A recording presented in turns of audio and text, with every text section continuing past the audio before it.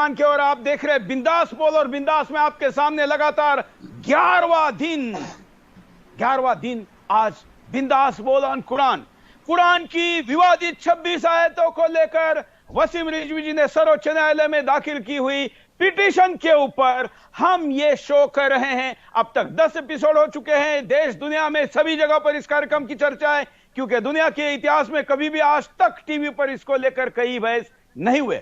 बड़ी संख्या में मुसलमान हमारे साथ जुड़ रहे और कई युवा ये कह रहे कि आखिर हमारे आलिम जवाब क्यों नहीं दे पा रहे। ऐसे में खास करके सुन्नी आलिम जो भाग रहे हैं इस शो से दूर, उनका भागने का कारण क्या है, ये सवाल सोशल मीडिया पर सबसे बड़ा बना है। फिर भी हमने तय किया है कि हम इस एपिसोड को आगे बढ़ाएंगे और आज 11वां एपिसोड लेकर मैं आपके सामने हूं। जैसा कि हमारा शो का फॉर्मेट है, हम सबसे पहले पोल दिखाते हैं। पोल में आप लोग आज के एपिसोड में कितने से शुरू करके कहां तक लेके जाते हैं ये बताते हैं।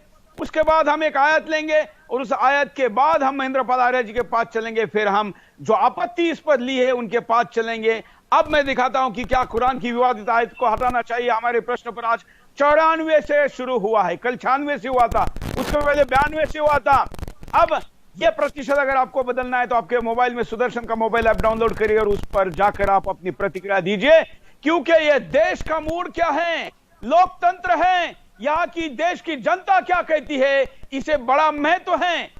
अगली बार पुनर्विचार याचिका को डिसमिस करने के पहले कोर्ट को यह देखना होगा कि देश की जनता कितने बड़ी संख्या में इस विषय पर बातचीत और हटाने के पक्ष में है।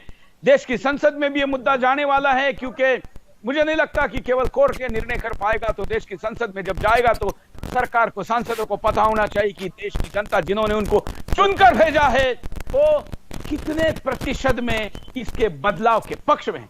आइए अब मैं आपको आज के कार्यक्रम की शुरुआत करने के लिए पहले गेस्ट पैनल को स्वागत करता हूं और उसके बाद मैं पहले आयत लेकर हमारे पैनल के पास चलूंगा। हमारे साथ इस पूरे कार्यक्रम में प्रतिदिन जुड़े हैं महेंद्र पाल आर्य जी। आपका स्वागत है महेंद्र पाल आर्य जी। आप पूर्व में मुस्लिम हैं और अब सनातन के और दोनों विचारों के एक पंडित के तौर पर, एक्सपर्ट के तौर पर जाने जाते हैं।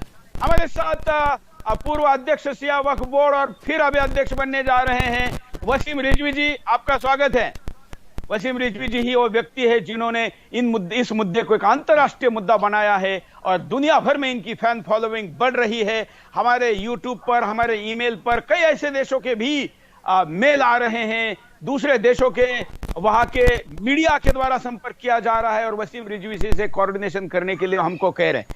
हमारे साथ हजरत ख्वाजा जो एक एनजीओ है दरगाह सांगली, वहां से उमराव अली खादिम, आपका स्वागत है उमराव जी। अब हमारे साथ जुड़े हैं आप तीनों के साथ आज के कार्यक्रम में, जिनको होना चाहिए था वो आज नहीं है, लेकिन उन्होंने हमको कहा है कि वो कल से हमारे साथ फिर जुड़ेंगे। और जहां ये बात रुकी थी कल, मौलाना कोकब, आज हम उनके सारे सबूत लेकर आए हैं। उन्होंने भी अपने सबूत भेजे थे, लेकिन मुझे लगता है कि शायद उनको लग गया कि उनके सबूत आज अधूरे हैं, आए नहीं। कोई बात नहीं, कल आएंगे, कल उनके साथ बात करेंगे, क्योंकि महेंद्र पाल आर्य जी ने चैलेंज दिया था कि कुरान में अगर 6666 आयतें हैं तो महेंद्र पाल आर्य जी पुनः इस्लाम कबूल करेंगे, और अगर ऐसा नहीं है तो फिर कोकब जी को इस्लाम छोड़कर सनातन स्वीकार करना पड़ेगा। इस पर वो अभी भी कायम है, लेकिन आज के शो में नहीं है। खैर कोई बात नहीं, उसके पास, इस मुद्दे पर हम उनके पास कल जाएंगे। अभी मैं चर्चा की शुरुआत करने के पहले आज की आयत सुनाता हूं क्या है, और उसके बाद हम चर्चा को आगे बढ़ाएं। देखिए,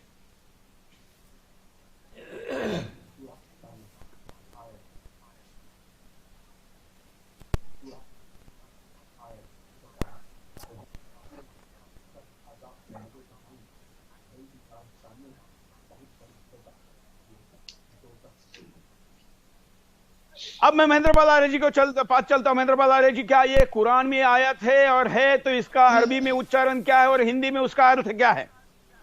बिल्कुल कुरान का ही है, और मैं आप सभी को नमस्ते के साथ ये कार्यक्रम की शुरुआत हो रही है, और आपने मुझे जिम्मेदारी दी है इस आयत को सुनाने का और इसका अर्थ को बताने का। लेकिन मैं इससे पहले एक शब्द इसमें जोड़ना चाहूंगा और वो शब्द ये है कि हमारे भाई उमराद अली खादिम साहब, जब आपने परसों कहा था कि मैं काफिर नहीं हूँ, तो इन्होंने आपके उस नाम के साथ मोहर लगाई थी कि आप काफिर नहीं है। अगर इनकी बात सच्ची है तो अपने सुरेश चौहान के जी को मक्का और मदीना भेज करके दिखा दें। वाह वाह वाह, उमराव अली, अगर मैं काफिर नहीं हूं तो मुझे मक्का मदीने का दर्शन करने का अधिकार होना चाहिए। हाँ, होना चाहिए, बिल्कुल होना चाहिए। वो तो मान रहे। मैं बताऊंगा आपको। हाँ, मैं आपको बताऊंगा कि काफिर और मुशरिक इस आयत में जो बताया गया है। नहीं, आगे बाद में चलते हैं ना। आपका कहना है कि मैं मक्केश्वर का दर्शन करने जा सकता हूँ। उसी आयत से बात कर रहा हूँ। एक मिनट। उमराव अली मतलब सुरेश चौहान के मक्का में जाके मक्केश्वर का दर्शन कर सकता है। हाँ, करना चाहिए। हमारा ये गुजारिश है इंटरनेशनल यूनियन के अंदर, हाँ, कि हर आदमी को मक्के की जियारत करने का परमिशन होना चाहिए। बिल्कुल। मक्के के अंदर आयत के अंदर किन काफिरों को भाई बोल रहा हूँ मैं, सुनो। मक्केश्वर महादेव का दर्शन मेरा अधिकार है। कुरान में मना किया है, ये कहां से अधिकार लाएंगे? एक बात सुनो, कुरान में अल्लाह ने मना किया है। काफिरों, सुनो जरा बात।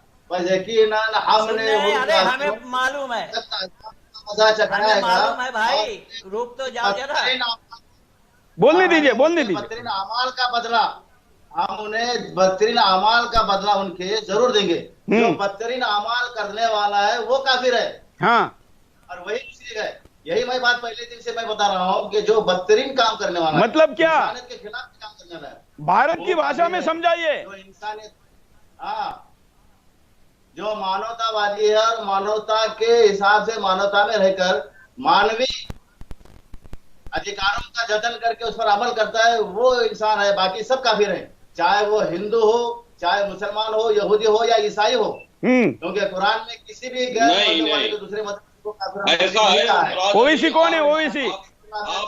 ओवैसी कौन है? नहीं, एक मिनट। उमराव अली ओवैसी काफिर है क्या नहीं है? मैं काफिर नहीं कहूंगा उसको, और मुसलमान भी नहीं कहूंगा। अरे तो आप तो ये पॉलिटिकल बात मत करो, कुरान के दृष्टि में बात करो। यहाँ पर उमराव अली की राय जानने के लिए नहीं बुलाया है, कुरान के परिप्रेक्ष्य में बोलो। ये क्या हो सकता है? आपने कहा कि सज्जन आदमी मुसलमान, सज्जन आदमी ही हो सकता है, तो हैदराबाद के दोनों गद्दार सज्जन कहां से हो गए?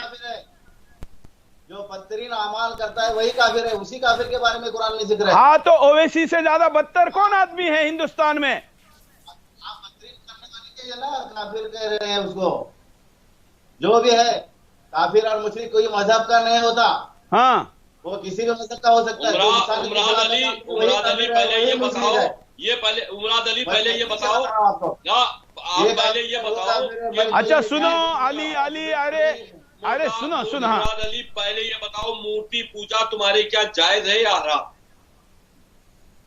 इसमें इस्लाम में और किसमें? इस्लाम के मजहब में, हमारे मजहब में मूर्ति पूजा जायज है। वसीम रिजवी जी, आप जो कह रहे हैं बिल्कुल बराबर है, लेकिन मैं आपसे फिर एक बात कहना चाहता हूँ, लेकिन मूर्ति पूजा इस्लाम में नहीं है, और किसी धर्म में नहीं है, सनातन में मूर्ति पूजा नहीं है। मूर्ति पूजा हराम है, जबकि कह रहा है वसुंधरा कुटुंबकुम, ये सारी कायनात जो है वो। अरे भाई, आप पहले ये बताइए, कुरान मजीद के हिसाब से मूर्ति पूजा हराम है या जायज है? मूर्ति पूजा हराम है या जायज है? हराम या जायज? अरे उमराव वाली, आप बहुत ज्यादा बोलते हैं। हाँ ना में जवाब दो, हाँ ना में जवाब दो। उमराव अली, जायज की बात कर बोला, आप सिर्फ हराम है या जायज है? हाँ, एक जवाब दीजिए, हाँ या ना।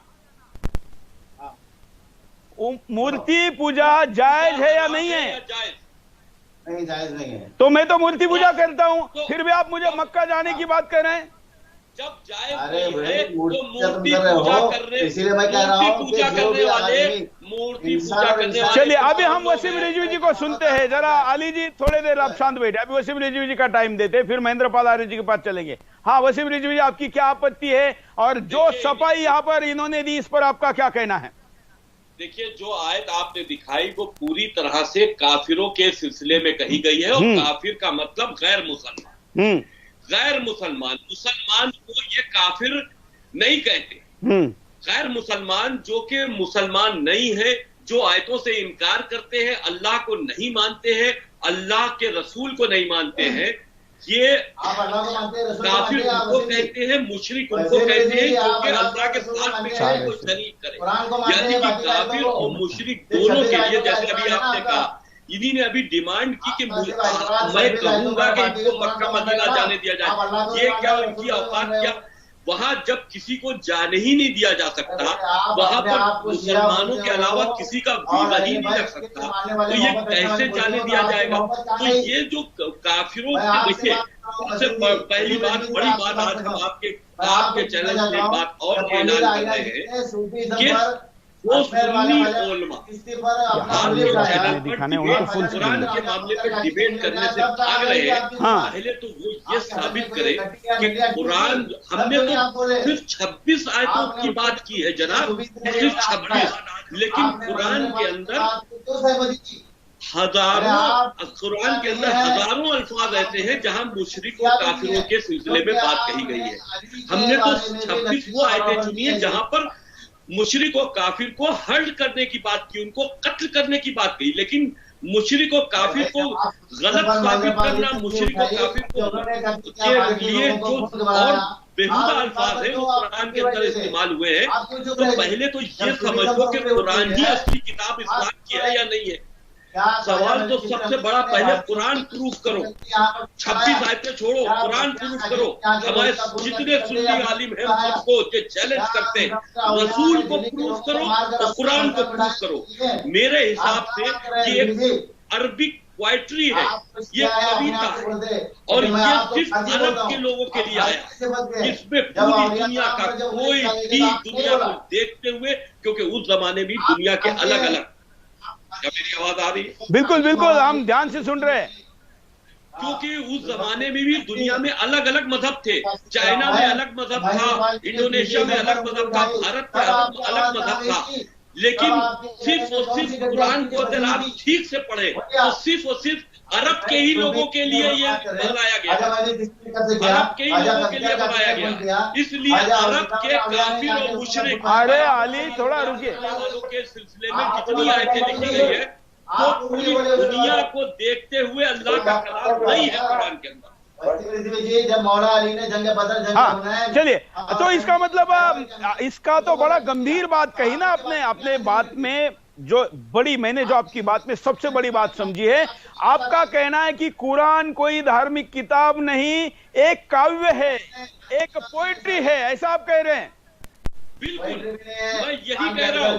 अरबिक पोइट्री है, अरबिक कविता है, और उसमें पूरे कुरान के अंदर सिर्फ 26 आयतों को मैंने हिट इसलिए किया है। अरे अली आपके पास आएंगे तब बोलो।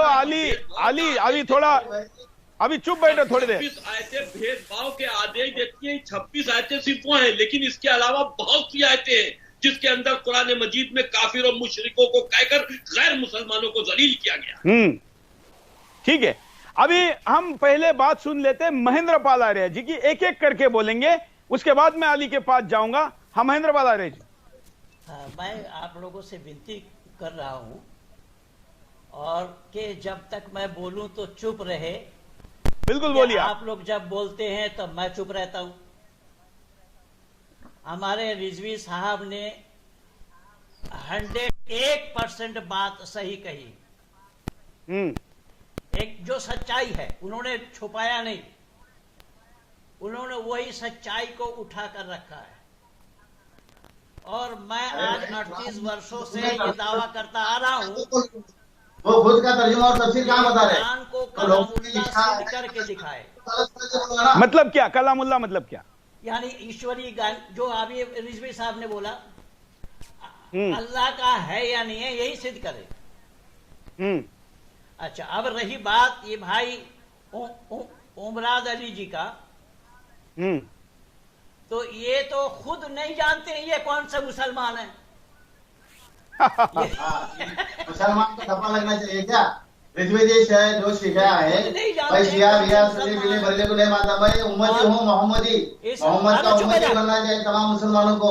और एक बात कहना चाहता हूँ पृथ्वी जी, सुनिए आप से, मुझे 2 मिनट दीजिए और मेरे बात पूरा होने तक आप बीच में कमेंट नहीं करेंगे तब मैं बात। ये मोहम्मदी क्या होता है, क्या मोहम्मदी क्या होता है थोड़ा बताइए। वसीम रिजवी जी को भी पहली बार सुना है लगता है। बोलिए बोलिए मोहम्मदी क्या होता है? इंसान और इंसानियत। वसीम रिजवी जी आपने इसके पहले सुना था कभी वसीम ये मोहम्मदी भी होते हैं क्या मुसलमान? मुझे तो पता नहीं, कल से मैंने 20-25 सुन लिए प्रकार अलग अलग। मैं बता रहा हूँ ये अगर मुसलमान है तो आपको मक्का और मदीना भेज करके दिखाए। अहमदी, बुखारी, सैफई, सूफी, वहाबी, जितने दूसरे बना ले। सुरेश जी, बोलिए। उत्तर प्रदेश में एक अभी स्कैंडल पकड़ा गया है। हाँ। जिसके अंदर जो बच्चों को धर्म परिवर्तन कराया जा रहा है। बिल्कुल, मैं ये आज का प्रश्न पूछने वाला था कि मतिमंद बच्चे, बेचारे दिव्यांग बच्चे, गरीब बच्चे, लाचार बच्चे, उनको भी नहीं छोड़ा जा रहा है। मैं सुरेश जी बताऊं आपको, मैं बताऊंगा। जिहाद कई तरह के हैं।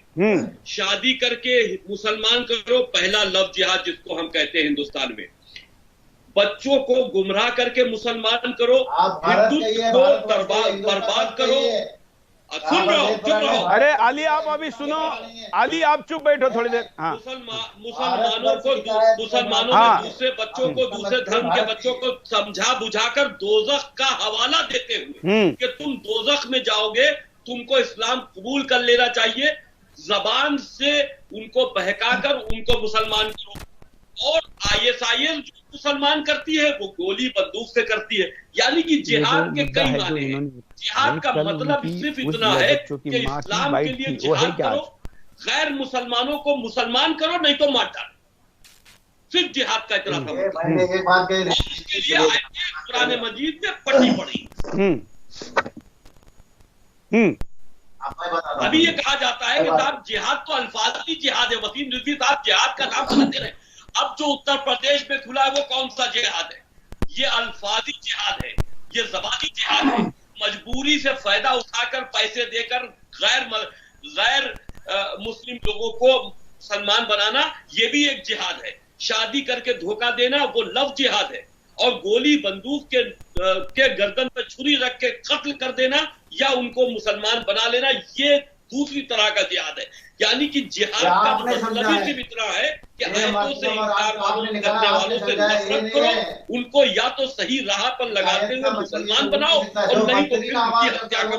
ये कुरान मजीद साफ आदेश।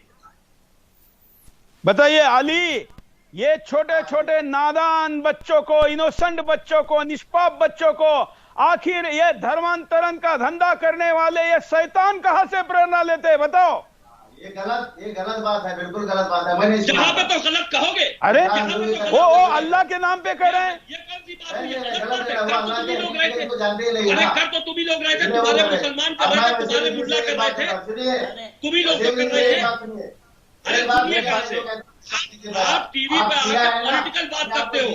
आप टीवी पे आकर पॉलिटिकल बात करते हो। नहीं साहब, ये तो गलत हो रहा है। और आप ये बताइए, जब गलत हो रहा होता है तो उसको रोकते कब हो? आप यहाँ पर आकर, क्योंकि आप फंसे हो, आपका पर्दाफाश हो गया है, आपका पर्दाफाश हो गया है, इसलिए आप कह रहे हो कि ये गलत है। आपने कह दिया कि सुरेश साहब मक्के मदीने जा सकते हैं। अभी मैं जरा यहाँ पर उस बच्चे की माँ की प्रतिक्रिया दिखाता हूँ, फिर शायद अमरावाली के दिल पर कुछ पसीजे, कुछ अगर भावना हो तो जागे। सुनिए वो क्या कहती है बच्चों की माँ। वो गलत है, मैं कह रहा हूँ ना, मेरा दिल 25 साल है, पहले से वो बात को गलत मान रहा हूँ। वो गलत है, इस्लाम इसकी इजाजत नहीं देता है। मैं ऐसे खड़ी होगी पापा, उसने मतलब अपना जो भी एफिडेविट जो भी कुछ उन्होंने दिया था उसको, वो बोला ये कागज, उसने उठा के ऐसे हाथ में रख दिया। रखने के बाद में फिर इन्होंने पढ़ा, वो ऐसे खड़े थे, पढ़ते रहे इसको, पढ़ते रहे। दूसरा पेट में बोली जी मतलब कोई नौकरी ना भी लग जाएगा, मुझे पढ़ने दो। जैसे इसने पढ़ा और उसने पढ़ा के भी मनु याद होगा धर्म पर हो चुका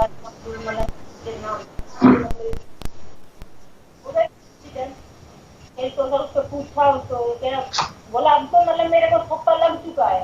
अब मेरा कोई नहीं बदल सकता है। आपने मतलब मैंने आपको 2-3 बार कहा भी कि भाई मैं इसको लाइक करता हूँ, मैं मुस्लिम धर्म में अच्छा लगता है, आपने मेरे को बार बार रोका। और फिर मैं क्या करता, फिर मेरे को आखिर में उनने जैसे मेरे को राय दी कि अपने घर से नॉर्मल हो जाओ, अपने परिवार से, अपने हिंदू से हो, फिर वो मतलब आप पे शक नहीं करेंगे। और जब आपको मतलब मेरे को ये बना के दे दिया तो मैंने आपको सिखा दिया। मैं सुबह 17 फरवरी को 9 बजे हमें पता लगा है। उसके बाद हमने 2 महीने उसको बिल्कुल घर में बंद कर दिया, उसका फोन उसी टाइम खोज लिया, जिससे हमें ये उसका डाटा वगैरह मिला, जिससे आज हम यहाँ तक पहुंचे हम अपने बच्चे की वापसी किसी भी तरीके से हो जाए। और हम हर दिन वहाँ गए, गुड़गांव वहाँ पुलिस के पास गए, डीसी के पास गए, कमिश्नर के पास गए, कमिश्नर ने गए वहाँ बोले आप मतलब तांत्रिक के पास जाओ, यहाँ कुछ नहीं है। कई दफा ये माताजी थी पीड़ित, और अब इनके पति क्या कहते हैं अपने बच्चों के बारे में, जिनको पता चला कि उनका बेटा मुसलमान बनाया गया है तो उसको मार्कशीट को पढ़ते ही वो बेहोश हो गए थे। जैसे उनकी मां बता रही है, उनकी वेदना हमको उनके शब्दों में सुनाई दे रही थी कि वो क्या कह रही थी। अब पिता को सुन।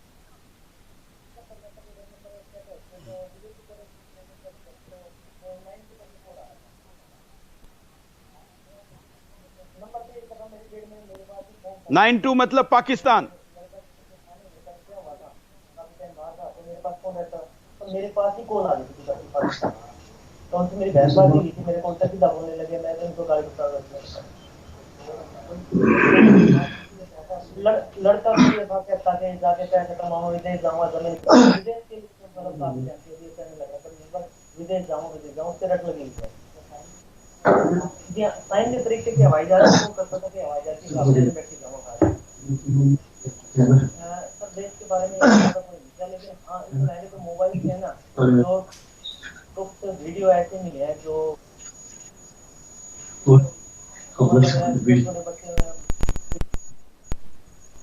ये अपना या फिर उसके अंदर कई तो मेरे को मोनोग्राम मिले अभी पड़े हैं मेरे पास, जिनके अंदर पाकिस्तान के सिंबल बने हैं कि फूड को पाकिस्तान के अंदर ये कहते हैं, क्या कहते हैं उसको, क्या कहते हैं। बताइए उमरा वाली, क्या जवाब है इसका? छोटे छोटे नादान बच्चों को, निष्पाप बच्चों को, इनोसेंट बच्चों को, जो कि दिव्यांग है, जिनको बताना नहीं है, जिनके मुंह से आवाज नहीं आती क्या एरोप्लेन किसको कहते हैं, उनको पाकिस्तान में किस चीज को क्या कहते हैं, और बंदूकें और बम का वीडियो दिखाकर सिखाया जा रहा है। क्या हो रहा है ये? आखिर किसके प्रेरणा से हो रहा है? मैं बताता हूँ, मेरे लिए 2-3 मिनट का वक्त दीजिए, आप इसमें कोई कमेंट नहीं करेंगे और आप भी नहीं पॉलिटिकल बात नहीं बोलोगे, पॉलिटिकल बात नहीं बोलोगे, कुरान के परिप्रेक्ष्य में बोलो। मेरी बात होने तक आप बात नहीं करें, मैं पूरी बात करने के बाद आपने जो करना है करिए। हाँ। अब मैं वसीम जी से पहला करता हूँ कि कुरान में है ला इकराह फिद दीन, कि दीन के अंदर कोई जोर जबरदस्ती नहीं है, और जोर जबरदस्ती जो भी करता है वो काफिर मुशरिक है, वो गलत है, इंसानियत के खिलाफ में है। अब वसीम जी से मैं एक बात पूछना चाहता हूँ कि 19 तारीख के डिबेट में धर्मपाल जी ने जो कहा कि ख्वाजा मोइनुद्दीन चिश्ती रहमतुल्लाह अलैह अजमेर वाले, ख्वाजा निजामुद्दीन औलिया और बख्तियार काजी ने यहाँ के भारतीय बाशिंदों का खून का इस्तेमाल किया, क्या इस बात से आप सहमत हैं? जवाब दीजिए आप, वसीम दीजिए, आप कहिए क्या आप इस बात से सहमत हैं? आप अपनी बात बोलते रहो ना। नहीं, जवाब चाहिए मेरे को, सहमत है या नहीं? हाँ, महेंद्र पाल आर्य जी ये कह रहे, आपने जो कहा था बोलिए। उनसे मुखातिब हो, वसीम रिजवी से, आपसे नहीं, मैं इनसे मुखातिब हो। हाँ वसीम रिजवी जी, जवाब दीजिए। चलिए, वसीम रिजवी जी का फोन कटा हुआ है इसलिए उनको आपका आवाज सुनाई नहीं दे रहा है। अजमेर वाले ख्वाजा ने, निजामुद्दीन औलिया ने, बख्तियार काकी ने यहाँ के बाशिंदों का कत्लेआम किया, खून बहाया। आप इस बात से सहमत है? महेंद्र पाल ने जो कही थी बात 19 तारीख को। हाँ वसीम रिजवी जी, आपको सुनाई दिया इन्होंने क्या कहा? नहीं, मेरा आवाज चली गई थी। हाँ, क्या कहा बता दीजिए। आप फिर बोलिए। हाँ बोलिए। महेंद्र पाल जी ने कहा कि ख्वाजा मोइनुद्दीन चिश्ती रहमतुल्लाह अलैह, निजामुद्दीन औलिया और बख्तियार काकी ने बाशिंदों, भारत के बाशिंदों का कत्लेआम किया और मीठा जहर दिया सूफीज्म का। क्या इस बात से आप सहमत है? सूफीज्म पे तो पहले बोल चुके हैं। नहीं, सूफीज्म पर क्या आप बोलिए मत, मैं वसीम रिजवी से जवाब चाहता हूँ, हाँ या ना में। हाँ, क्या पूछ रहे हैं साहब, बात कीजिए ना। आप उनका कहना है कि महेंद्र पाल आर्य जी ने कहा था कि सूफीज्म मीठा जहर है, इस पर आपकी क्या कहना है? बिल्कुल। अब सुनिए, सूफीज्म जो है वो मीठा जहर, आर्या जी ने कहा बिल्कुल सही कहा, 100% सही। इसलिए उमरा वाली जवाब मिल गया। मीठा जहर इसलिए है कि ये मज़ारों को भी मानते हैं, खलीफाओं को भी मानते हैं, ये चौतरफा चाल चलते हैं, ये सबसे ज्यादा मीठे आदमी है। सूफीज्म जो है, सूफीज्म आया ही हिंदुस्तान में इसीलिए था कि गैर मुसलमानों को मुसलमान करने के लिए जितनी बड़ी बड़ी दरगाहें हैं, जो सूफी दरगाहें हैं, उसके अंदर वो बैठते इसीलिए थे, वो तांत्रिक विद्या से, वो इस तरह से लोगों को अपनी तरफ मोटिवेट करते थे, उनको मुसलमान बनाते थे। ये सूफीज्म ही है, तो सबसे ज्यादा नुकसानदेह सूफीज्म है। अरे अली, आपने बोला कि जवाब दो तो सुनो ना, उन्होंने कहा मीठा जहर है, बात खत्म, आगे बोलो। असल बात का जवाब नहीं दे रहे हो क्या? अरे भाई, हम आपकी सारी बातों का जवाब दे रहे हैं। आप पहले ये बता दो, मुराद अली पहले ये बता दो कि प्रॉफिट मोहम्मद अल्लाह के रसूल थे या नहीं थे? पहले तुम यही बता दो। ये बात साहब सहमत है? पहले कुरान को तो छोड़ो, कुरान की बात अलग है, पहले तुम ये प्रूफ कर दो कि प्रॉफिट मोहम्मद अल्लाह के रसूल थे। यहाँ के लोगों का खून बहाया क्या? अरे जिन्होंने खून बहाया वो सारा इतिहास में लिखा है, उस पर इतिहास की चर्चा नहीं हो रही है, यहाँ पर चर्चा कुरान की हो रही है, इसलिए कुरान पे बात करो। मुराद अली अरब से इस्लाम निकला, अरब से इस्लाम अफगानिस्तान फ्रांस होता हुआ, फिर लुटेरों की शक्ल में हिंदुस्तान आया, लुटेरों की शक्ल में हिंदुस्तान आया, यहाँ के मंदिरों को लूटा, यहाँ पर जुल्म जाति की हिंदुओं का कत्ल आम किया, इसी कुरान मजीद की आयतों को पढ़ के, इन्हीं कुरान मजीद की आयतों को पढ़कर औरंगजेब क्या करता था? औरंगजेब को खलीफा भी माना जाता है। औरंगजेब क्या करता था? वो कहता था हम कुरान के हिसाब से चल रहे हैं, कुरान के हिसाब से जितने भी अरब से मजहब निकला और अफगानिस्तान होता हुआ जो हिंदुस्तान आया, हिंदुस्तान से होता हुआ दूसरे मुल्कों में गया, वो सब के सब लुटेरे थे, अरबी लुटेरे दूसरे मुल्कों में पहुंचे। तुम्हारे उमर, अबू बकर, उस्मान जो तीनों खलीफा थे, वो लुटेरे थे, उन्होंने लूट की एक फौज बनाई जो दूसरे मुल्कों में पहुंचे, और दूसरे मुल्कों से फिर होती हिंदुस्तान आई। हम भुक्त भोगी हैं, हिंदुस्तान के अंदर करोड़ों मंदिरों को लूटा है, करोड़ों लोगों को, हिंदुओं को जान से मारा है तुमने हिंदू होने का टेक्स्ट किसी कुरान से। आज तुम कहते हो कि कुरान इंसानियत का पाठ पढ़ाता है, कुरान से ज्यादा नफरत का पाठ पढ़ाने वाली कोई दूसरी किताब पूरी दुनिया में नहीं। चलिए हमारे साथ एक और मुस्लिम स्कॉलर जुड़े हैं, मैं उनको स्क्रीन पर ले रहा हूं, जिससे कि आज के शो में एक नए गेस्ट की एंट्री है। हमारे साथ जो गेस्ट जुड़े हैं उनको जरा स्क्रीन पर लेते हैं, उनका नाम भी देख आप सब लोगों को बताते हैं। मोहम्मद जाकिर अली सैफी, आपको आवाज आ रही सैफी जी? तो फिर उनके बारे में इसका नजरिया क्या है? हाँ, सैफी जी हमारे साथ जुड़े हैं। अब हम चर्चा को आगे बढ़ाते हैं। जिस पर हम बात कर रहे थे उसको मैं पुनः दोहराता हूं, जिस आयत की बात की गई थी, क्योंकि आयत छोड़कर बाकी चर्चा बहुत ज्यादा हो रही है, इसलिए एक बार उसी आयत को पुनः दिखाते हैं जो अभी दिखाई गई थी, उस पर हम आगे बढ़कर इसको खत्म करके अगली चर्चा की तरफ जाएंगे। हमारी छुट्टी है, हम बात करें तो दूसरी अभी जो दिखाई थी, तो हम भी काफिरों को सख्त अज़ाब के मज़े चखाएंगे और इनकी कारनामियों की बहुत बड़ी सजा। तो चलिए जो नए गेस्ट हमारे साथ जुड़े उन्हीं से शुरुआत करते हैं कि उनका इस पर क्या कहना है।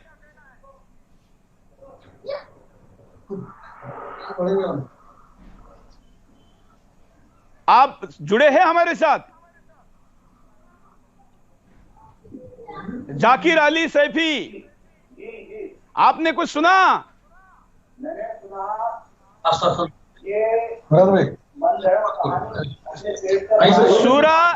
सूरा 41 आयत 27 बताइए क्या है?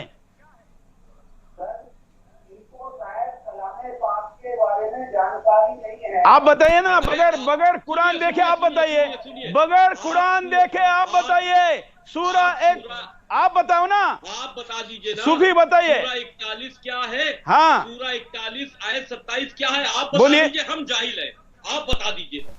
आप बैठे ना कुरान का पक्ष लेकर, आप बताइए सूरा 41 आयत 27 क्या है? बोलिए।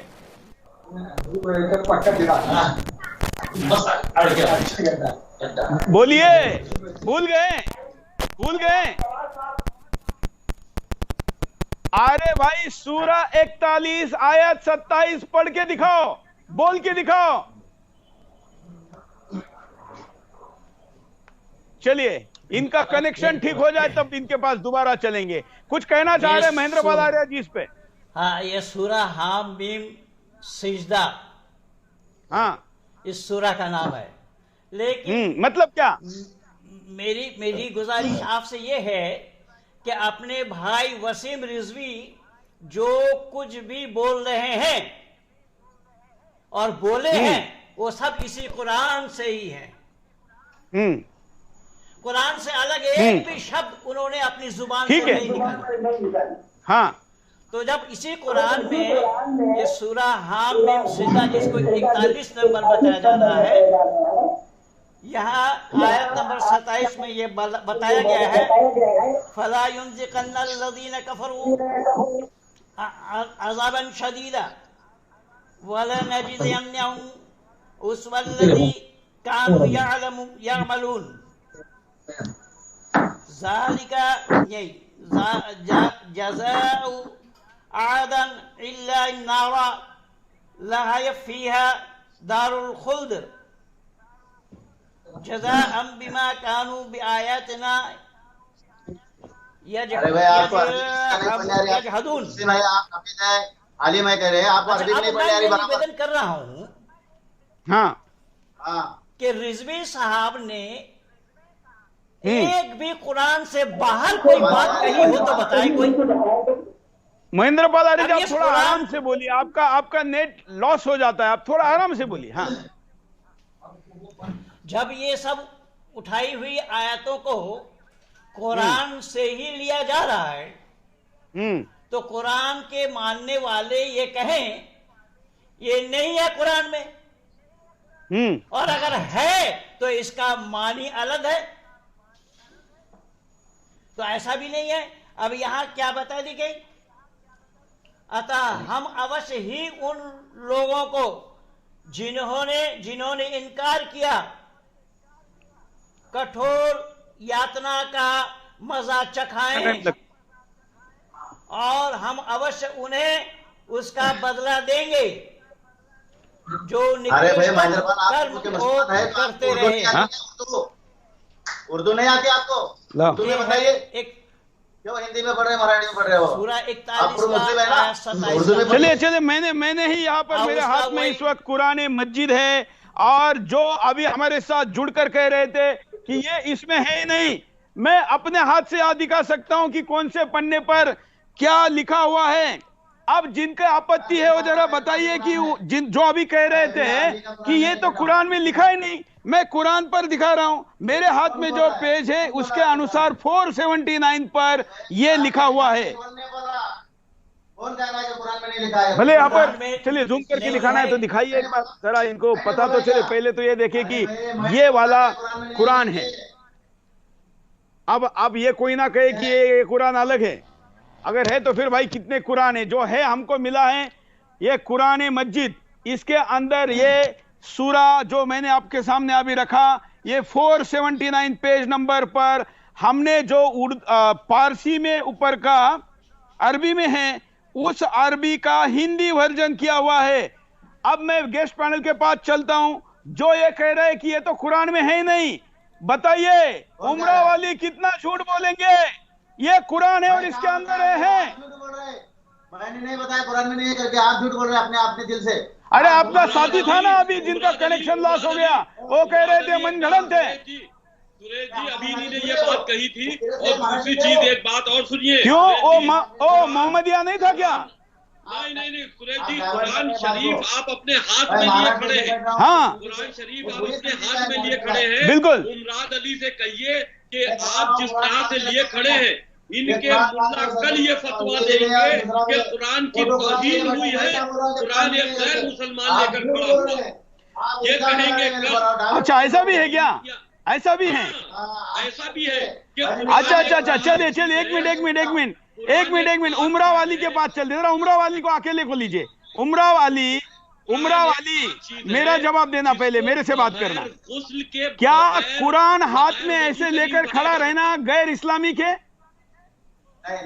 नहीं ना, ले सकते हैं ना? आप जरा फतवा कर ले आइएगा कि जिस तरह से आप कुरान को अल्लाह की, आप बोलिए। अब मैं ये बताइए कि कोई गैर सईद रिजवी जी के पास चलता हूँ। वसीम रिजवी जी, मेरे पास 2 कुरान है, दो आप तो मुसलमान है, आप रखे रहिए, लेकिन एक बात सुनिए सुरेश जी, कुरान के बारे में ये कहा जाता है कि कुरान वजू होकर बाकायदा गुस्ल करके, यानी कि गुस्ल करना जरूरी है, वजू होना जरूरी है, पाक साफ होना जरूरी है, तब कुरान किताब को हाथ में लो। अब आप बताइए गैर मुसलमान है। मैं रिजवी जी मैं रोज स्नान करने वाला व्यक्ति हूँ और बिंदास बोल के पहले मैं जुम्मे वाला नहीं हूँ। स्नान से कुछ नहीं होता, इनके हिसाब से आपको वजू करना चाहिए, तब आप पाक होंगे भाई। अच्छा, और क्या? अब ये कल फतवा देखिए, इनसे आप कहिए कि अपने मुल्लाओं से पूछे कि सुरेश जी ने हाथ में कुरान लेकर टीवी चैनल पर दिखाया, तो सुरेश जी ने कुरान की तौहीन तो नहीं करती? वो इन्होंने तो उमरा वाली तो कह रहे हैं कि नहीं की है, उमरा वाली तो गारंटी ले रहे हैं। इनकी औकात क्या? ये तो मक्का में मुझे भेजने की बात कर रहे हैं। ये तो मक्का में भेज देंगे आपको। देखिए सुनिए, देखिए ऐसा है, मेरा ऑब्जेक्शन सुरेश साहब सिर्फ इतना है कि पूरे कुरान मजीद से मुशरिक और काफिर के अल्फाजों को हटा दो। मुसलमानों के लिए जितनी भी अल्लाह को हिदायतें करनी है वो मुसलमानों के लिए करो, अच्छी करो, बुराई करो, किस तरह से मुसलमानों को रहना है, किस तरह से बिहेव करना है, लेकिन मुसलमानों के साथ में जो जारती करने वाली बात लिखी है, मेरा सिर्फ कोशिश और प्रयास ये है कि पूरी दुनिया से गैर मुसलमानों के साथ में जो जाती और जो जुल्म करने के लिए कुरान के अंदर लिखा है वो अल्फाज हटा दिए जाएं, यानी कि मुशरिक और काफिर से संबंधित जितनी भी आयतें हैं वो हटा दो, मुसलमानों को जो भी हिदायत देनी है वो दो। ये अली साहब बैठे, इनको जो हिदायत देनी है दो, हम बैठे हमको जितनी हिदायत देनी है दो, लेकिन आपको ये हक नहीं है, अल्लाह को भी ये अधिकार नहीं है कि किसी इंसान से किसी इंसान को कटवा दे या मरवा दे, क्योंकि पूरी दुनिया को रचने वाला, पूरी दुनिया में सबको पैदा करने वाला ईश्वर है, अल्लाह है, भगवान है, और वो किसी को किसी से हत्या करने के लिए नहीं उकसा सकता, ये मेरा मानना है। उमरा वाली अभी हम एक बार इस आयत को समाप्त कर देते हैं ना। आपने भी कल ये कहा कि कुरान की आयतों का गलत मतलब पढ़ाया जा रहा है और जो भारत के परिप्रेक्ष्य में नहीं उनको नहीं पढ़ाना चाहिए, आपने कल कहा था। भारत में नहीं, भारत की बात नहीं, पूरी दुनिया में नहीं पढ़ाना जाना चाहिए, गलत तर्जुमा और गलत तफसीर जो लिखे लोगों ने। तो फिर यही बात तो वसीम रिजवी कह रहे हैं। आयतों को हटाने की बात कर रहे हैं, मैं सिर्फ अरे तो आयतें वही हटाने की बात कर रहे हैं जनाब, जिसमें आयतों में भेदभाव है गैर मुसलमानों के साथ में, उन आयतों को हटाने की बात कर रहे हैं जिन आयतों में मुसलमानों के जरिए गैर मुसलमानों को मारने काटने की बात कही गई, उन आयतों को हटाने की बात की जा रही है। आप बताइए कि भारत का संविधान आपको किसी की मजहब के नाम पर हत्या करने की इजाजत देता है? मजहब के नाम पर भारतीय संविधान आपको किसी की हत्या करने की इजाजत देता है? आप भारत के संविधान से चलेंगे या आप कुरान मजीद से चलेंगे? आप भारत का संविधान से चलेंगे या कुरान मजीद से चलेंगे? आप पहले ये बता दीजिए, आप भारत के संविधान से चलेंगे या कुरान मजीद से चलेंगे? आप इधर उधर पूछिए नहीं, जो हम आपसे पूछ रहे हैं वो जवाब दीजिए ना। भारत के संविधान को भी मानता हूँ मैं, उस वक्त तक मानूंगा जब वो इंसान और इंसानियत के जरिए इंसानियत के अमल में है। अगर इंसान के खिलाफ में है तो उसको भी नहीं मानूंगा, उसको भी चैलेंज करूंगा। अरे तो भारत का संविधान आपको कब इजाजत देता है कि आप किसी भी धर्म के नाम पर किसी के साथ हिंसा करें? अगर वो इंसान और भारत इंसानियत का के खिलाफ संविधान है, तो आपको उसके कब अंदर इजाजत देता है होगा। कि धर्म के नाम पर आप किसी के साथ में हिंसा करें, धर्म परिवर्तन जबरदस्ती कराएं, अपने धर्म में शामिल करवाएं, आप किसी के साथ में जुल्म ज़्यादती करें, आप किसी को भयभीत करें, ये भारत का संविधान आपको कहाँ इजाजत देता है? अगर वो इंसान और इंसान के खिलाफ में है तो उसको भी भाई संविधान हिंदुस्तान में हो तो संविधान को मारो या कुरान को मारो। भारत के ये भारत आप हिंदुस्तान में हो तो संविधान को मारो या कुरान को मानो। आप हिंदुस्तान में हो तो संविधान को मानो या कुरान को मानो, आप बताओ। अच्छा, एक प्रश्न है यहाँ पर उमरा वाली, आपके लिए प्रश्न है कि आप जिनको महात्मा गांधी कहते हैं, आप जिस महाराज से है छत्रपति शिवाजी महाराज, ये लोग को इस्लाम के हिसाब से स्वर्ग में गए कि नहीं गए? हाँ, इंसानियत पर के जो स्वर्ग में गए। अबे स्वर्ग तो जो है कुरान के हिसाब से बताओ, कुरान के। अरे भाई कुरान के हिसाब से बता रहा हूं मैं। कहाँ बताए, कौन से आयत के आधार पर बोल रहे हैं? कौन से आयत के आधार पर बोल रहे, बताओ। आप बताओ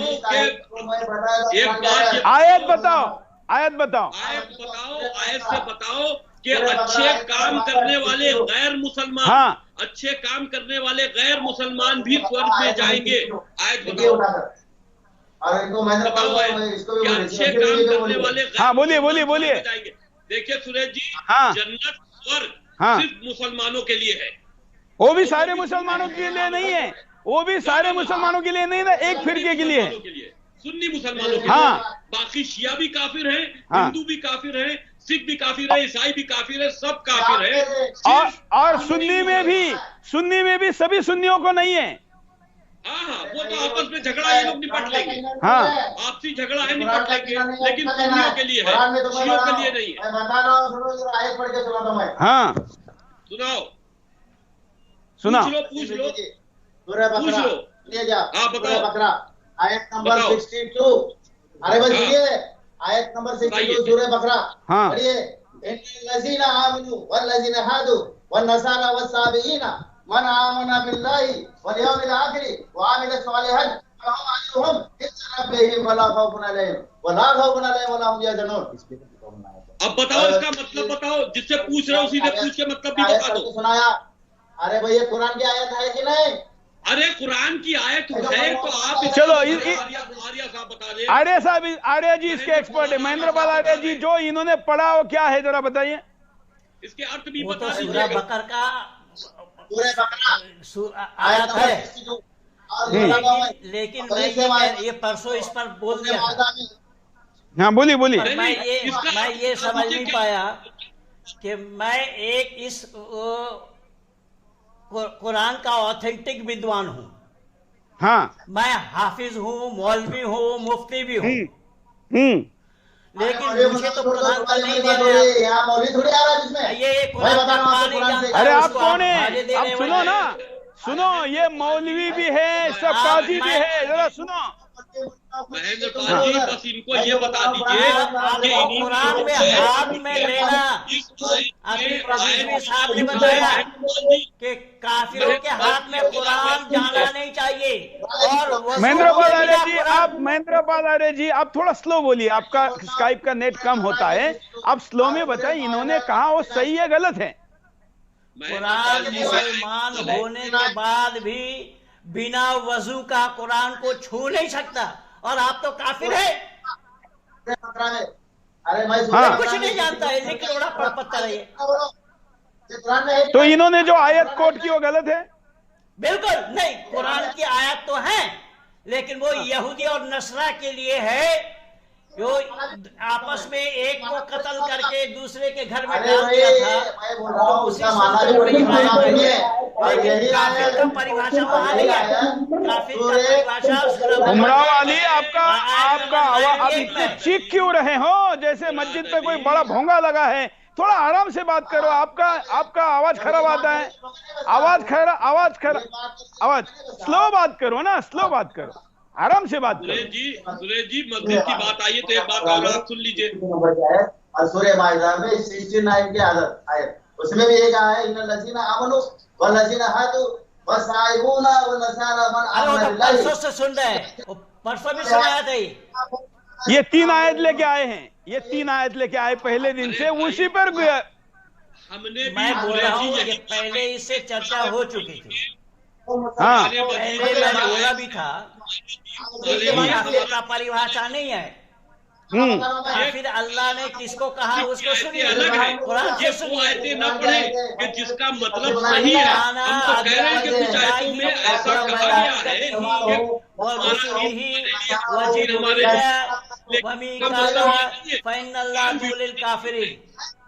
विवादित इसीलिए है। इसका माइक बंद क्यों नहीं कर रहे आप? 2 तरह की आयतें। हाँ उमरा वाली थोड़ी देर जरा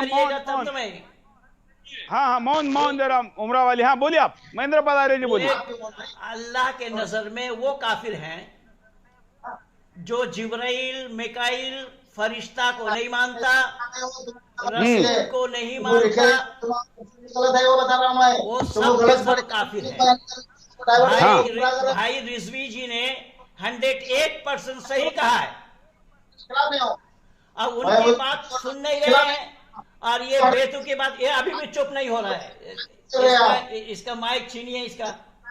नहीं आप बोलिए मैं कह रहा हूँ वो मराठी में कहावत होती है, अभी क्या बोलूं मैं आपको, जान दीजिए, छोड़ दीजिए, ये फिर वही मुद्दा उठा के बैठेंगे। हाँ रिजवी जी आपने जो एक मुद्दा उठाया, काफी लोग का कमेंट पर ये पूछ रहे कि जो छोटे बच्चों के साथ किया गया, जिनका धर्मांतरण किया गया, जिनको एक तरीके से, जिनको अपना खाना पीने की अकल नहीं है, बेचारे मतिमंद है, जिनको निर्णय करने का अधिकार, जिनको समझ में नहीं आता, ऐसे लोगों से धर्म परिवर्तन कराना संविधान तो गलत कहता ही है, मानवता नाम की चीज है तो वो भी गलत कहती है। उसके बावजूद ये करने की प्रेरणा इन लोगों को कहां से मिलती है? कुरान से। कुरान से। कुरान ये कहता है कि सब मुसलमान हो जाओ। आयतों से जिसने इनकार किया वो दोज़ख में जाएगा। ये छोटे छोटे बच्चों को मैंने इसीलिए हमेशा मदरसों का विरोध किया है। वो मदरसे, हर मदरसे में कुरान पहला पाठ है और कुरान का पहला अध्ययन कराया जाता है हर मदरसे में, और वहां पर कुरान को समझाया जाता है। और इसी तरह से छोटे जो गैर मुस्लिम बच्चे इनके झुंड में फंस जाते हैं, उनको ये कुरान से ही समझाते हैं, देखो ये अल्लाह की किताब है, अल्लाह ने ये भेजी है, इसमें ये लिखा है, तुम अपने धर्म पे रहोगे तो मारे जाओगे, दोज़ख में जाओगे। ये दुनिया है ही कितनी बड़ी, यहाँ तो कुछ सालों के लिए आना है, इसके बाद असली जिंदगी तो ऊपर गुजारनी है, वहां तो दोज़ख में जलाए जाओगे। तो छोड़ो इस धर्म को, इस धर्म में आ जाओ, अल्लाह के नेक बंदे बनो, अल्लाह की तरफ से आई हुई नेमतों को स्वीकार करो, अल्लाह तुमको स्वीकार करेगा और तुमको जन्नत में भेजेगा, इतनी हूरे देगा, इतने खजाने देगा। ये हूरे जरा हूरे क्या होती है, थोड़ी दर्शकों को बताइए, ये हूरे क्या होती है? बहुत मुझे तो पता है लेकिन दर्शकों को पता चले कि 72 हूरे क्या होती है। वसीम रिजवी जी, 72 हूरे क्या होती है? हूरे हूर माने सुंदरी स्त्री, हूर माने है टेलीफोन नेटवर्क की बहुत बड़ी समस्या है सभी जगह पर, हम समझ सकते हैं। लेकिन महेंद्र पाल आर्य जी, जो बात 72 हूरों की कही, जरा क्या वर्णन है कुरान में या जहां पर भी होगा 72 हूरों का क्या वर्णन है? पर 72 काउंटिंग में तो नहीं है, लेकिन असंख्य महिलाएं। हाँ, वा अज़वाजुम फी ज़िलालिम अलल आराइक मुत्तकिऊन लहुम फीहा फाकिहतुन व लहुम मा यदऊन। हम उमर औरतें, दिल बहलाने वाली औरतें, बड़ी बड़ी आंख वाली,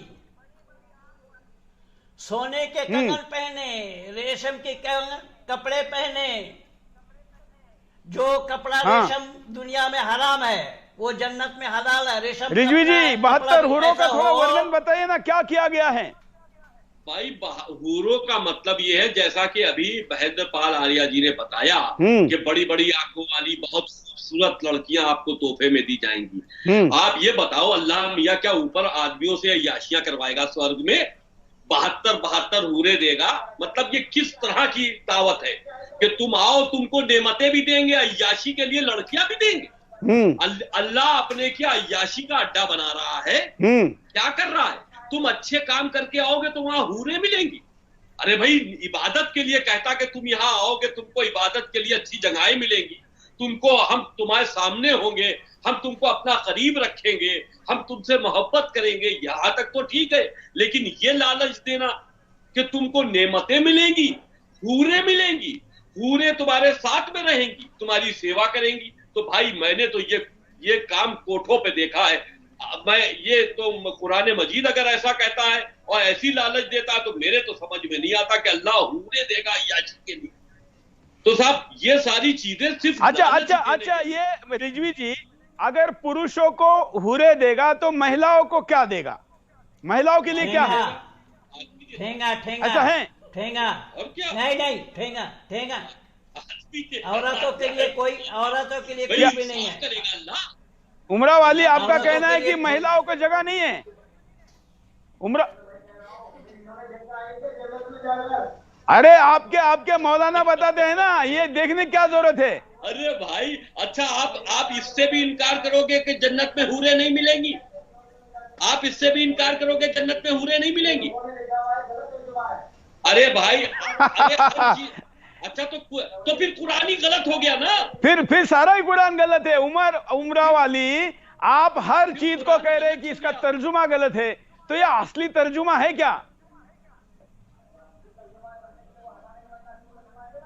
तो वही तो कह रहे हैं ना, हटाओ, वही तो कह रहे हैं हटाओ। जिस आयत बात चल रही है, इस आयत का ही जिक्र। अच्छा चलिए थोड़ा जन्नत की बात निकली है तो एक बार कंप्लीट कर लेते हैं। लोग बड़ी संख्या में जन्नत जानने के लिए उत्सुक है। ये शराब वाली क्या बात है? शराब वाली रिजवी जी, अरे अली, आपको आपकी व्यवस्था बाद में देखेंगे। ये रिजवी जी, शराब वाली क्या बात है? शराब साहब, अब ये तो मुझे नहीं मालूम, और क्या क्या मिलेगा जन्नत में पता चलेगा। अब महेंद्र पाल आर्य जी, तो हम इनके हिसाब से जन्नत में तो जाएंगे, ये सारी चीजें तो मिल नहीं। आप हिंदी में बताइए। हमको तो आग मिलेगी, आग हमारे लिए। हाँ, शराब दुनिया में तो हराम है, वहां जाके पाप हो गया।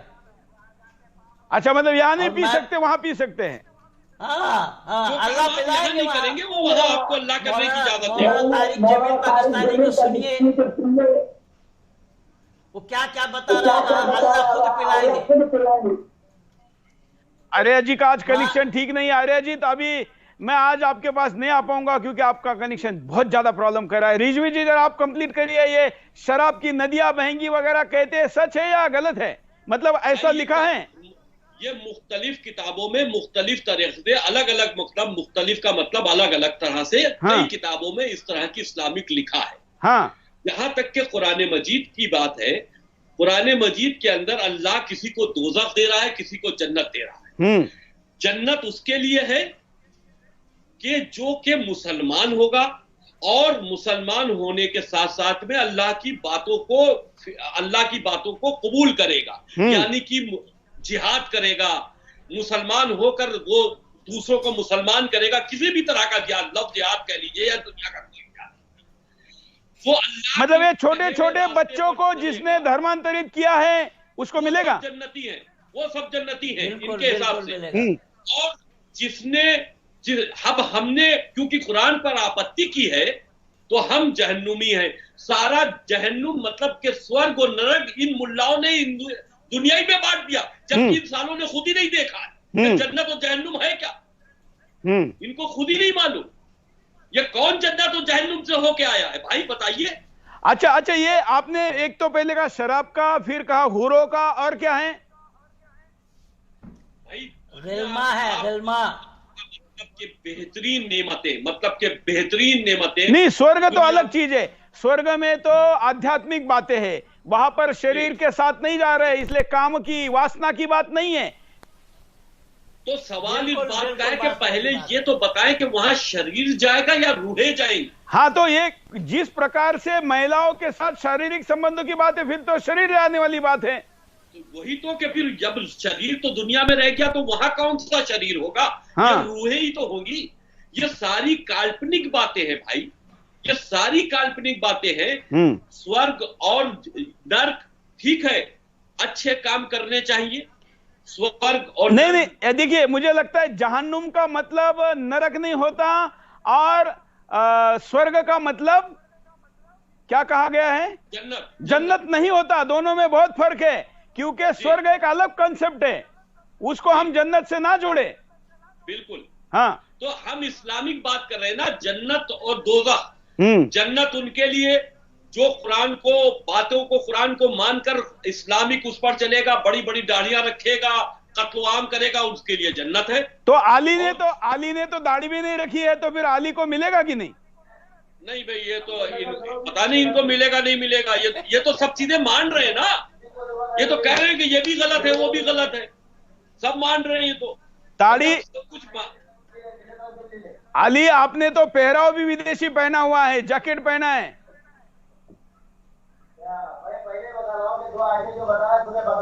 अच्छा, अभी वो आयत छोड़ो। एक मिनट रिजवी जी, उमराव अली, आपने कहा था कि आप मोहम्मदिया मुसलमानों पर होने वाले अत्याचारों पर भी कुछ कहना चाहते हैं। जरा मैं आपको उसके लिए टाइम देता हूं, आपके ऊपर सुन्नी कैसे अत्याचार कर रहे हैं, जरा बोलिए।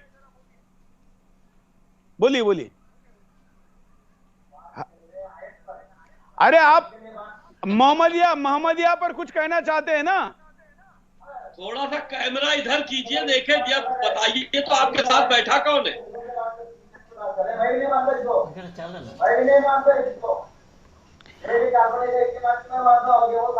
अरे भाई, मैं कह रहा हूं कि मोहम्मदिया मुसलमानों पर जो अत्याचार हुआ उस पर आप कुछ कहना चाहते हैं? बोलिए ना।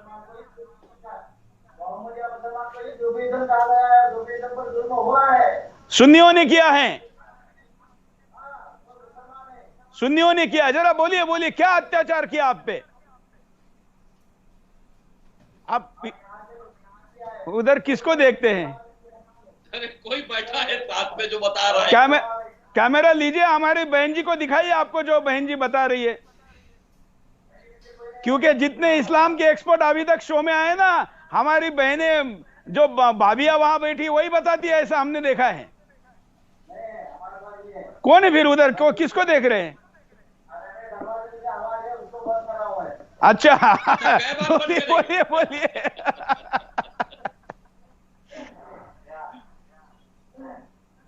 आप बोल रहे थे कि सुन्नियों ने आप पे क्या अत्याचार किया, आप कुछ इसके लिए बात के लिए समय चाह रहे थे। अरे तो आप डर गए, आप तो सुन्नियों का नाम लेने से डर गए। चलिए छोड़ दीजिए,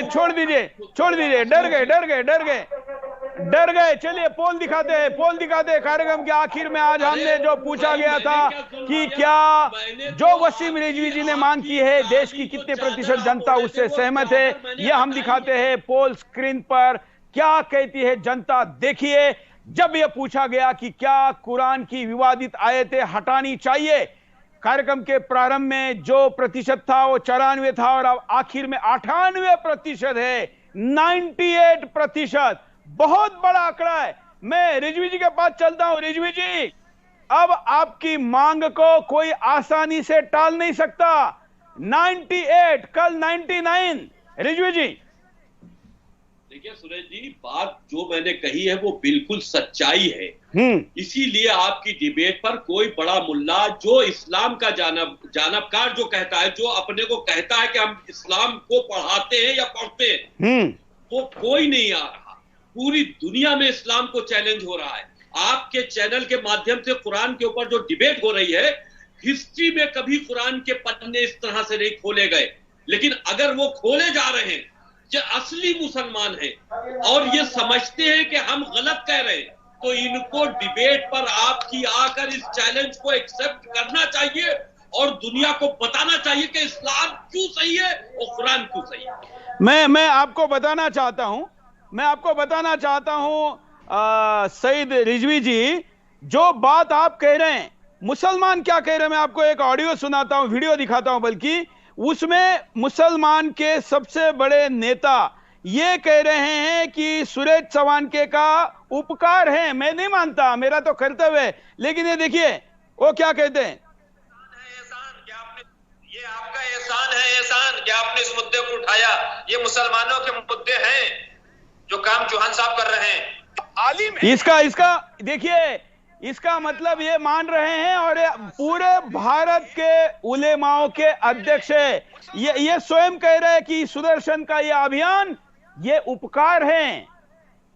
रिजवी जी बिल्कुल मानेंगे ही। अगर के सामने आपके आ जाएंगे या इस डिबेट पे बैठ जाएंगे तो मान के ही जाना पड़ेगा, कोई प्रूफ दे ही नहीं सकते। अच्छा, ये 11 एपिसोड से भाग रहे हैं ना, इसका एक परिणाम हुआ। इनको लगा कि हम डिबेट को इग्नोर करेंगे तो शायद ये डिबेट वैल्यूएबल नहीं रहेगी, लेकिन उल्टा हो रहा है। मुसलमान ये कह रहे हैं कि हमारे आलिम क्यों नहीं जा रहे, क्यों नहीं चर्चा कर रहे, क्या खामी है? सही बात है। जो कल तक इस्लाम को इन मुसलमानों को समझाते थे, आज इस्लाम पर अगर बात पड़ी है तो भागे हुए क्यों? इसका मतलब गलत समझाते थे। इसका मतलब इसका जवाब मेरे पास है। जो बच्चों को समझा रहे थे वो गलत था। आज वो बच्चे तुमसे सवाल कर रहे हैं कि कुरान जो तुम हमको पढ़ाते थे, आज वो कुरान चैलेंज हो रहा है, तो बताओ तुम क्यों नहीं जा रहे हो डिबेट पर? बिल्कुल बिल्कुल। इसका जवाब मेरे पास है, इसका जवाब मेरे पास है। चैलेंज किया है, हम तो कह रहे हैं कि यही मानो, ऐसा थोड़े हम कह रहे हैं। हम तो बस ये कह रहे हैं कि भाई वसीम रिजवी अगर गलत है तो गलत साबित करके दिखाओ।